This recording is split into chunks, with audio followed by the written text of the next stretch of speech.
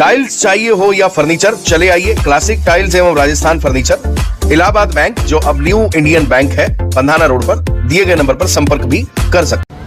आज आप SP office आए हैं, किस मुद्दे को लेकर आए हैं, क्या कहानी है? देखिए कि ये मामला हमारे संज्ञान में आया था 13/6/2024 को। रात्रि के समय दो पक्षों में विवाद हुआ था, मामूली बात को लेकर, कुछ दुकान लगाने की बात को लेकर विवाद हुआ था। दो पक्षों के, दो परिवारों के विवाद को कुछ असामाजिक तत्वों ने जाति, संप्रदाय और धर्म का आड़ लेकर उस चीज़ को बढ़ा चढ़ा के पेश कर दिया। हमारा पीटी दोनों तरफ से हुई। एक पक्ष पे कार्रवाई करते हुए 307 की कायमी की गई, बलवा में गिरफ्तारी भी की गई, उन लोगों को जेल भी पहुंचा दिया गया। दूसरे पक्ष पे एफआईआर करी नहीं करी, अभी तक कुछ मामला हमारे संज्ञान में तो नहीं आया, क्योंकि एफआईआर कापी हमको बताया परिवारजनों ने, एफआईआर कापी दूसरे पक्ष को नहीं दी गई है। दूसरी बात ये कि आए दिन खंडवा जिले को लेके मैं बता दूं, आए दिन ये जो कुछ संगठन है, इसके पहले भी एक फर्जी डॉक्टर जो पूर्व में कानों के मेल साफ करता था, उनने बड़े बम स्थित सीएसपी ऑफिस में खड़े होकर कहा था कि 15 मिनट के लिए पुलिस को हटा दो, हम मुसलमानों को मारने, काटने और नरसंहार की बात उसने किया था। आज दिनांक तक भी उस बात को कमोवेश 1 साल से ज़्यादा हो गया, उस फर्जी डॉक्टर पे अब तक कोई एफआईआर नहीं की गई। तो इन जैसे नफरती चिंटुओं को किनका संरक्षण है? ये प्रशासन के सर पे बैठकर किस तरह तांडव कर रहे। कल एक फर्जी देखा मैंने, कोई संगठन का अध्यक्ष है, वो कह रहा है कि आगजनी होगी, चक्का जाम होगा, इसका जिम्मेदार प्रशासन होगा। बेटा, ये देश संविधान से चलता है। संविधान की मूलभूत भावना ये है कि ये देश अनेकता में एकता की पहचान के रूप में जाना जाता है। तुम किसे देशद्रोह कह रहे हो? आप भीड़ ले जाके कह रहे हो देश के गद्दारों को गोली मारो, सालों को। क्या एक विशेष पक्ष को, विशेष समुदाय को, विशेष धर्म जाति के लोग को गद्दार कहना उचित है? बजरंग दल की परिभाषा में देशभक्ति का परिणाम किस आधार पे दिया जाता, हमें बताओ। हम बजरंग दल के ऑफिस जाएंगे और हम भी देशभक्ति का सर्टिफिकेट मंगवाएंगे। क्या क्या उसमें डॉक्यूमेंट लगेंगे? आप हमें डायरेक्टली एक समुदाय को देशद्रोह कहते हो। इसका इफेक्ट हमारी जनमानस की भावनाओं पर, हमारे कारोबार पर, हमारे बच्चों पर, पढ़ाई पर, लिखाई पर, हमारी बहन बेटियों पर क्या पड़ेगा? आप सोचो किस तरह की नफरती विचारधारा को परोसा जा रहा है, बांटा जा रहा है। तुम्हारे बाप का मुल्क है। इस देश को आज़ाद कराने में जितना योगदान हिंदू समुदाय का है, उतना ही योगदान मुस्लिम समुदाय का है। इनकलाब जिंदाबाद का नारा देने वाले का नाम हसरत मोहानी है। तिरंगे को डिजाइन देने वाली एक मुस्लिम महिला थी। सारे जहां से अच्छा हिंदुस्तान हमारा, तराना हिंद लिखने वाला अल्लामा इकबाल है। आप कैसे कह सकते हो देशद्रोह में? हमेशा हमारी आइडेंटिटी पे, हमारी आइडियोलॉजी पे सवाल खड़ा किया जाता है।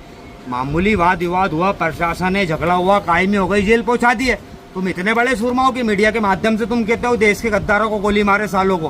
कितनी गोलियां मारोगे? हमारे सीने हाजिर है इस देश की अखंडता और एकता के लिए। कल भी सीने पे गोली खाई थी और आज भी खाएंगे। हिम्मत तुम में होना चाहिए। बताओ किस चौराहे पे गोली मारोगे? हम सीने लेके हाजिर हो जाएंगे। अगर हम पर गोली चलाने से तुम्हारा गुस्सा शांत होता है तो हम गुस्सा तुम्हारा शांत करने को तैयार है, लेकिन इस तरह की विचारधारा को खंडवा जिले में, हमारे प्रदेश में और देश में नहीं पनपने देंगे हम। आज एसपी साहब से मुलाकात हुई, क्या बोले? एसपी साहब से मुलाकात हुई, हमने यही सब बातें बताई कि साहब वर्षों से स्थायी लोग वहाँ पे निवास करते हैं।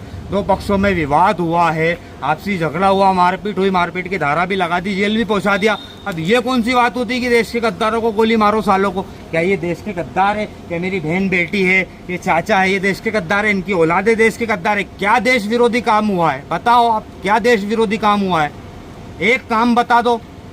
हम इस देश के बाय चांस नहीं, बाय चॉइस हिंदुस्तानी है। हम यहाँ के मूलभूत नागरिक हैं। हम यहाँ के बाइज्जत शहरी, हम दोयम दर्जे के नागरिक नहीं है। हमेशा हमारी पहचान पे सवाल उठाया जाता है। कब तक हम इस चीज़ को बर्दाश्त करेंगे? हमारी आने वाली पीढ़ी हमसे सवाल पूछेगी, क्या हम हिंदुस्तानी नहीं है? क्या हम घुसपैठी है? हमारा इस देश के संविधान पर उतना ही अधिकार है जितना कि दूसरे संप्रदाय, जाति, धर्म के लोगों का है। हम इस देश के बाइज्जत शहरी, हम दोयम दर्जे के नागरिक नहीं है। परिचय दे दीजिए आप। अशफाक सीगड़, मैं पार्षद हूँ कारवाली का, खंडवा का बेटा हूँ। अपनी कौम की बात को, खंडवा की बात को हमेशा से उजागर करता रहा हूँ और इस देश की एकता अखंडता की रक्षा हमने स्वयं की है। संविधान को बचाने की लड़ाई लेके निकले हैं।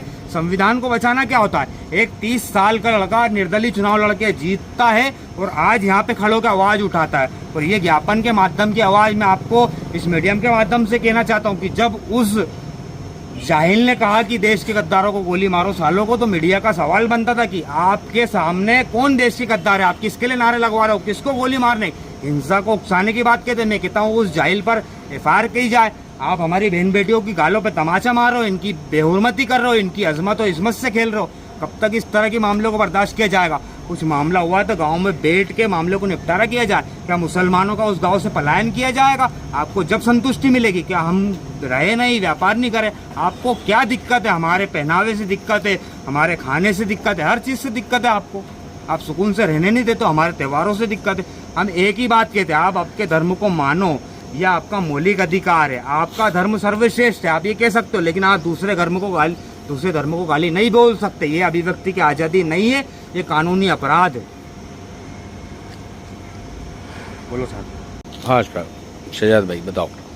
कहीं नहीं, कहने का ये मतलब है गोली मारो सालों को जो इन्होंने कल नारा दिया यहाँ पे ज्ञापन देते टाइम, ये गोडसे वाली विचारधारा है। गोडसे की विचारधारा के अंदर हमेशा यही हुआ, गोली, लठ, बम, तलवार, धमकी दे रहे हो, खुलेआम धमकी दे रहे हैं। मैं तो कहना चाहूँगा प्रशासन पर उन पर सख्त से सख्त कार्रवाई करे। और जो उन्होंने ये नारा लगाया कि एक पक्ष को दूसरे पक्ष को जो उन्होंने कहा कि गोली मारो सालों को, तो मेरा ये कहने का मतलब है कि भैया इनके ऊपर प्रशासन कब केस दर्ज करेगा कि बस एक ही पक्ष दिखता है। सही बात। परिचय दे दीजिए आपका। शहजाद पवार। टाइल्स चाहिए हो या फर्नीचर, चले आइए क्लासिक टाइल्स एवं राजस्थान फर्नीचर, इलाहाबाद बैंक जो अब न्यू इंडियन बैंक है, पंधाना रोड पर दिए गए नंबर पर संपर्क भी कर सकते हैं।